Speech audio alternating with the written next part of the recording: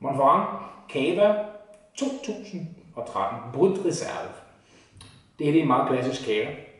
Det er en cava, som har rund blødhed, god frugt, den her citrusfriskhed dog, god syre. Og så har den det der klassiske, i hvert fald i min optik, det her højede aspekt, sådan lidt græsset højede aspekt, som mange kagevarer kan have. Så på den måde meget klassisk. Den her cava, det vil være exceptionelt godt til mange ting.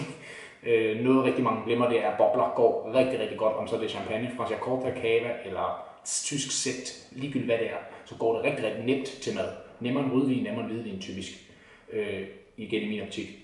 Pasta, fisk, lettere kødretter, så kan man så ellers opsummere den og så sige tapas, typisk spansk cava, typisk spansk tapas. Det vil være super godt. Så